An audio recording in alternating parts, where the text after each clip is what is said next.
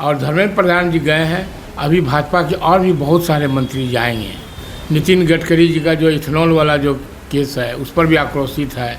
महंगाई लेकर के सीतारमन पर देखिए, धर्मेंद्र प्रधान जी का इस्तीफा इस पूरे प्रकरण का समुचित समाधान नहीं है। छात्र के जीवन के साथ जो खेला जा रहा है वो एक सिस्टम के तहत खेला जा रहा है। उस सिस्टम का मोहरा धर्मेंद्र प्रधान जी भी थे, लेकिन उन्होंने नैतिकता के आधार पर अपना इस्तीफा दिया है। और मैं उनके इस ईमानदारी का या मैंने उनके काम करने के शैली को देखा है लंबे वक्त तक। धर्मेंद्र प्रधान के इस्तीफे पर अब हर कोई अपनी प्रतिक्रिया व्यक्त कर रहा है। आइए आपको लिए चलते हैं कटिहार के जाने माने प्रतिनिधियों के पास, जानने की कोशिश करते हैं कि शिक्षा मंत्री धर्मेंद्र प्रधान के इस्तीफे पर इनकी क्या प्रतिक्रिया है। देखिए, आपको पता ही है कि नीट को लेकर लंबे अरसे से छात्र थोड़ा दुखी थे, लेकिन इसके पूर्व भी इस प्रकार के प्रतियोगी परीक्षाओं के पेपर लीक होते रहे हैं। लेकिन मैं माननीय श्री धर्मेंद्र प्रधान जी जो हमारे वरिष्ठ नेता भी हैं और देश के शिक्षा मंत्री हैं, लेकिन उन्होंने नैतिकता के आधार पर अपना इस्तीफा दिया है। और मैं उनके इस ईमानदारी का या मैंने उनके काम करने के शैली को देखा है लंबे वक्त तक।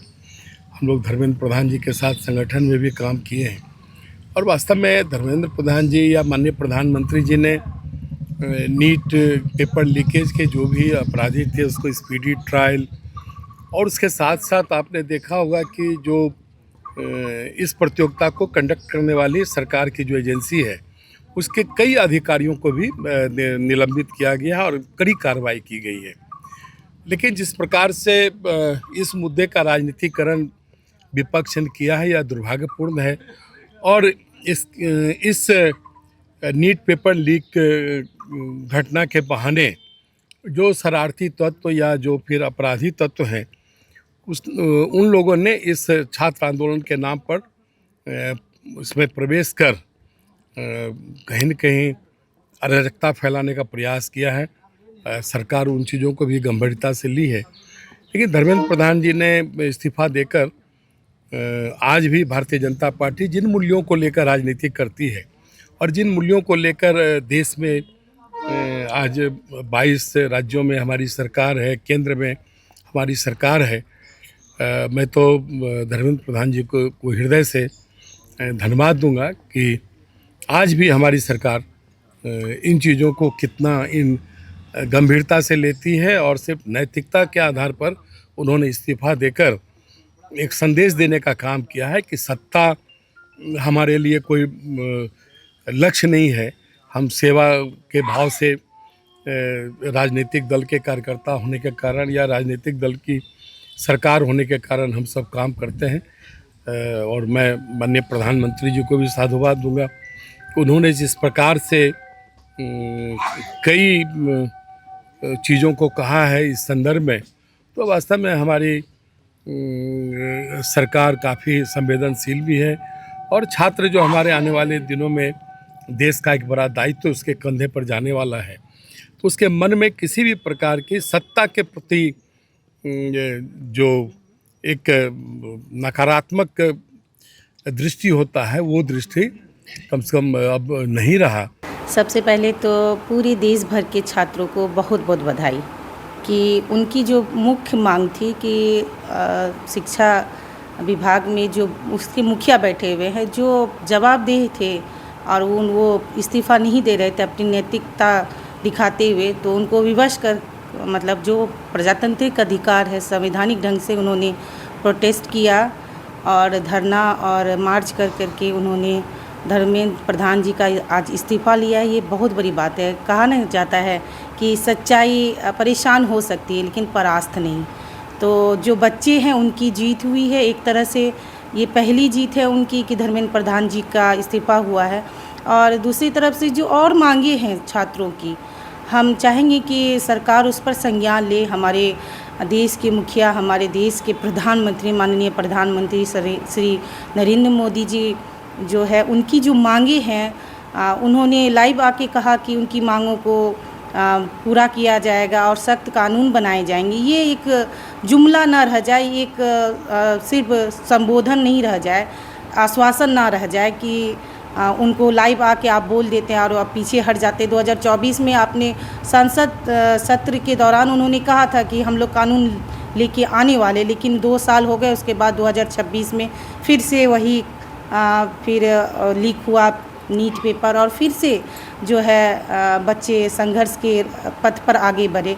तो आज धर्मेंद्र प्रधान जी का आज इस्तीफ़ा हुआ है, उसके लिए हम छात्रों की को बधाई देंगे और हम चाहेंगे कि जी हमारे देश के प्रधानमंत्री इस पे संज्ञान लेते हुए जो कानूनी प्रक्रिया है, जो छात्रों की मांग है, जो शर्तें हैं, उस पर जो है पहल किया जाए, तभी इसको पूर्णतया हम छात्रों की जीत को मानेंगे। तो क्या ये आंदोलन जारी रहना चाहिए या नहीं रहना चाहिए? देखिए, प्रधानमंत्री जी ने 1-2 दिन पहले आकर के लाइव आके उन्होंने कहा कि हम उनकी मांगों को मानेंगे। हमको लगता है कहीं ना कहीं उनकी भी योगदान है जो धर्मेंद्र प्रधान जी का इस्तीफ़ा हुआ है।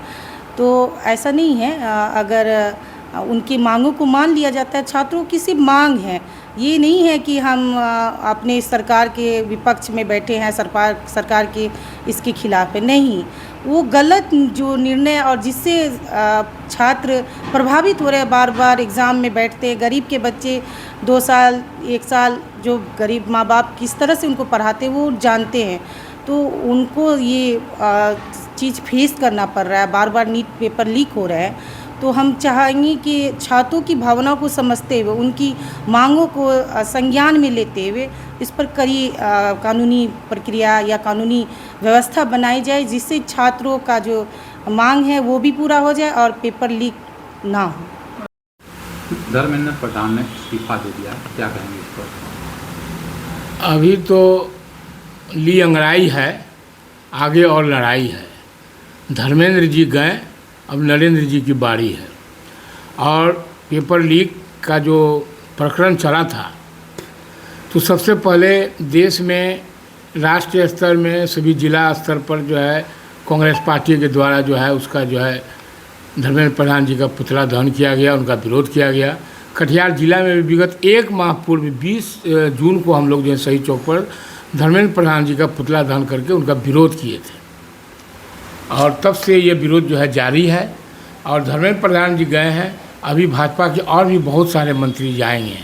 नितिन गडकरी जी का जो इथेनॉल वाला जो केस है उस पर भी आक्रोशित है, महंगाई लेकर के सीतारमन पर है, चाइना जो है भारत का भूमि दखल कर रहा है इस पर राजनाथ सिंह पर है, और प्रधान जी के बाद में अब प्रधानमंत्री भी जाने वाले हैं। तो ये जो प्रधान जी ने इस्तीफा दिया है, तो छात्रों को ये आंदोलन जारी रखना चाहिए या नहीं रखना चाहिए? देखिए, धर्मेंद्र प्रधान जी का इस्तीफा इस पूरे प्रकरण का समुचित समाधान नहीं है। छात्र के जीवन के साथ जो खेला जा रहा है वो एक सिस्टम के तहत खेला जा रहा है। उस सिस्टम का मोहरा धर्मेंद्र प्रधान जी भी थे। तो सिस्टम को बदलना चाहिए और बेहतर शिक्षा नीति क्या हो इस पर सरकार को सोचना चाहिए। और दूसरी बात है कि अभी जो छात्र लोग जो आंदोलन किए, तो अपना वाजिब मांग रखे। उसमें हो सकता है कि कुछ छात्र भी उपद्रव किए, लेकिन पुलिस भी बर्बरतापूर्वक उसको मारे। उसको जो है धर्मेंद्र प्रधान वाला इशू को अगर पहले सरकार बैठ के ख़त्म कर देती, तो फिर धरना स्थल पर लोग काहे जंतर मंतर पर जाता और कटिहार सही चौक पर और क्या नाम कहते हैं समाहरणालय का घेराव करता। सरकार को उसी समय इस बात को ख़त्म करना चाहिए था। आखिर विद्यार्थी अपना मांग रहे थे, उनके मांग को उनको सुनना चाहिए था। तो इसको उसका करोड़ों विद्यार्थी को जो है रोड पर ले आए, घसीट के मारे पीटे, सबको किए। हमारे जो है राष्ट्रीय नेता जो है कांग्रेस के जननायक मतलब राहुल गांधी जी को भी जो बुरी तरीक़ा से पीटे। तो ये तो अमानवीय अत्याचार है। आंदोलन जारी रहना चाहिए। आंदोलन तब तक जारी रहना चाहिए जब तक ये निर्दोष विद्यार्थी लोग को जो आज लोग पर जो FIR किया गया है, उन लोग को अरेस्ट किया गया है, उस लड़का लोग को जो है सरकार से हम मांग करेंगे कि उन निर्दोष छात्रों को जो है वो छोड़ दे और उन लोग के साथ जो बर्बरतापूर्वक मारपीट करते वो नहीं करे। और पढ़ाई का जो सिस्टम है और परीक्षा का जो नीट वगैरह परीक्षा का जो पद्धति है उस पर आमूल चूल परिवर्तन करे और सिस्टम को बेहतर बना करके देश को एक बेहतर शिक्षा प्रणाली मुहैया करावे। तो क्या ये आंदोलन एक शुरुआत है या अंत मानते हैं इसको? ये तो आपको तो हम पहले भी अभी तुरंत बताएं कि जब तक कि मतलब कि शिक्षा प्रणाली में मूल चूल परिवर्तन नहीं होगा तब तक हमको लगता है कि ये आंदोलन जारी रहना चाहिए।